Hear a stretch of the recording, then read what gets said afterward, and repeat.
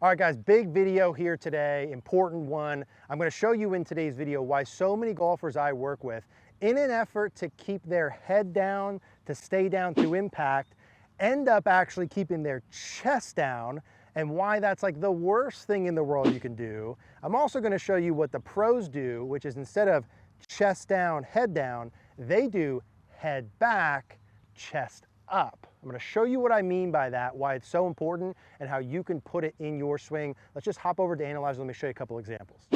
Okay, so here's an example of what we do want to do. We have Colin Morikawa here. I'm going to draw a line up from the golf ball, and I want you to see where his head goes in space during the downswing in the direction that his chest is pointing. So specifically as we get him through the ball, relative to that line there, it's pretty easy to see a couple things. Number one, his head is still back behind that line. Would you agree? Head is still back. Number two, we can see that if we drew the arrow through his chest is very clearly pointed up, so slightly towards the sky. And we also see that his head or his neck is rotated forward towards the target. So his head is back, his chest is up, and his neck is rotated. So if we look at him here again, let me clear some of these images, but we keep the golf ball line, we see his head, and typically this will be basically right up the left ear. The head stays back,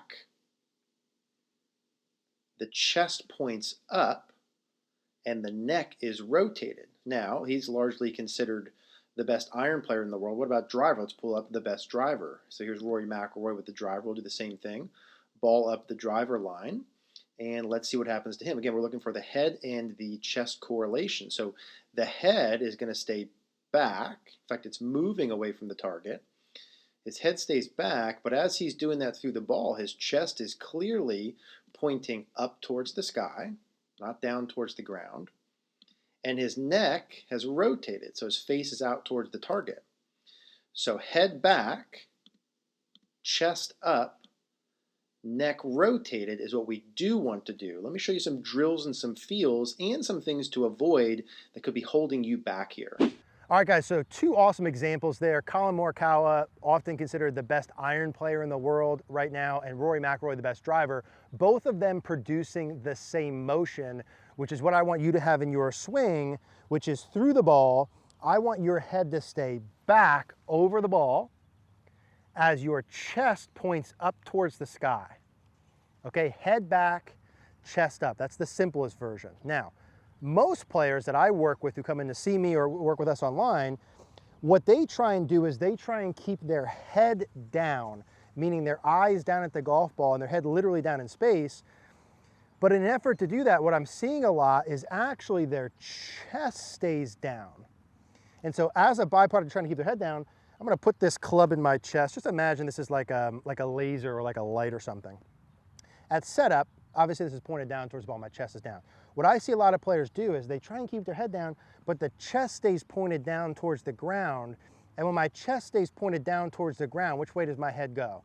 Does it go forward or does it go back? It goes forward.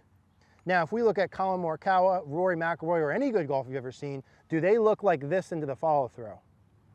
Absolutely not, right? They look like this into the follow-through. So it's not so much about keeping your head down. What's really important is that your head stays back. Now, the only way to keep your head back in the golf swing is through what we call extension. Extension means, again, put this club in your chest here. If I stand normal, the club is level with the ground. When I go take a setup, it points down towards the ground some amount. Through impact in the follow-through, I actually need that to point up the sky some. Okay? See this motion? Eric, whoa, that looks like early extension. Well, look, give me a minute. Hang on, I'm going to add some elements. But I need to be doing this. Okay, my chest needs to go up. If I go up towards the sky, now I'm going to turn towards the target, and now I'm going to tilt my right shoulder down. How does that look? That looks pretty much like those guys. Would you agree? I can't possibly do that with my chest pointed down towards the ground. Watch the difference here. Here's good. Here's bad. When my head stays down, my chest stays down and goes forward, that's going to cause me to hit too far down on the ball and swing too far out to in. Watch the club path as I do that. Head down, chest down, way over the top. Ball's going low, bad contact, pulls and fades, inconsistent, frustration. Now, the good players, they keep their head back. Imagine there's a line up from the golf ball through my left ear. I'm gonna keep that on that going back. And then on my way down, I'm gonna keep my head behind that line. Now notice as I do that and allow my chest to go up, that's easy to get the club working from inside. That shallows the club into the ball. That means consistent contact, less fats and thins, hitting it higher, farther, more draw bias, right? What we all want. Now to start this, what I typically will give our students is I say, hey, let's just set up, grab a club, doesn't matter which one, put it right in your sternum, okay, so it points level. Let's go ahead and bend down at setup. Now from here with no backswing, I want you to point this club head up towards the sky while keeping your head back over the golf ball. So see this line I have here, okay? Let's imagine this line is all the way through the ball here.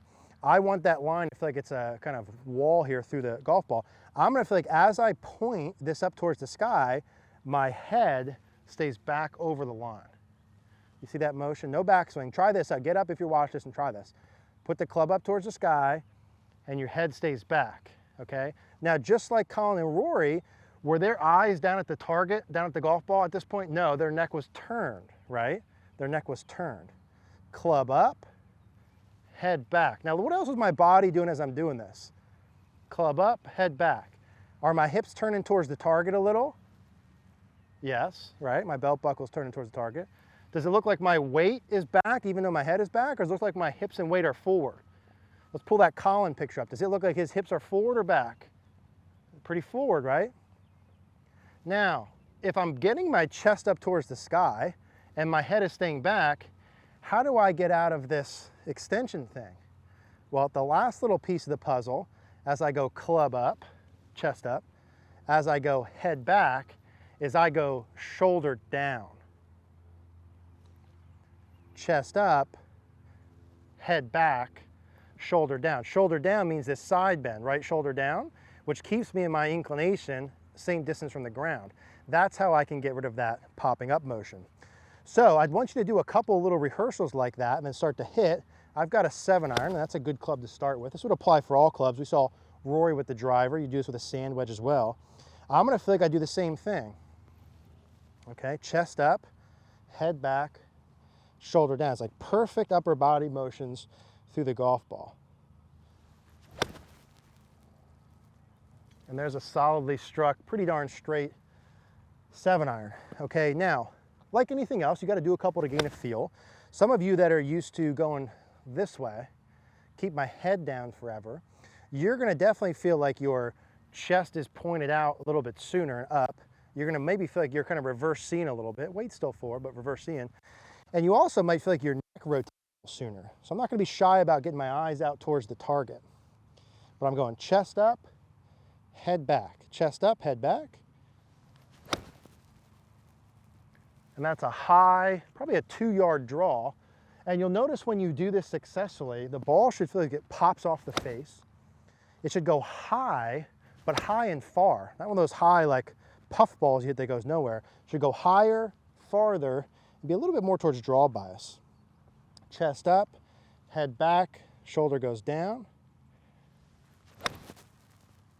And there's another very solid stroke. So again, my chest is up towards the sky, but as I keep my shoulder down, that allows me to keep my body's inclination to the ground. So I stay down. And that's the point of this whole video.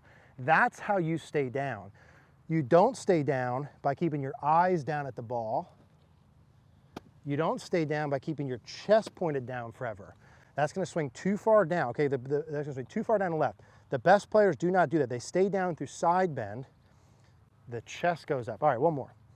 Chest up, head back, shoulder down. Yeah, and those are, as you guys like to hear, but always happens when we film. Those are about as solid as I can hit.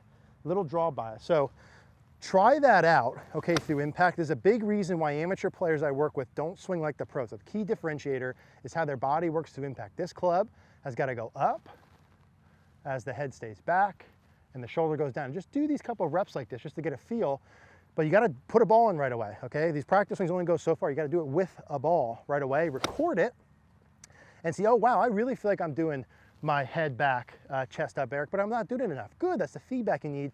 Then you could do it more, and that's the game you have to play. If you're not filming your swing and recording it, you don't really know what you're doing. On top of that, if you're not working with a coach, like I did for like a decade, that's a double don't know what you're doing. If you're not filming and you're trying to work on it by yourself, what you're gonna get is very inconsistent results. You're gonna find someone that works on Tuesday, by the next Tuesday it's gone. And you're gonna just ride this like we all do.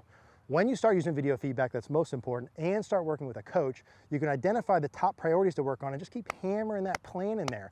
Now, I think us at Cogorno Golf are really good. Okay, that's why we built that. So I'm gonna recommend that for you because I think it's the best thing for you. I think if you came in, we gave you the top priorities to work on, do these drills, these reps, expect this, and you had all the resources that we give you, that you would be the best you could be. But whether you use us or use someone else, get coaching, get feedback. If you have any questions about this sort of stuff through the hit, leave a comment down below. I respond to all of them. Appreciate you guys watching as always.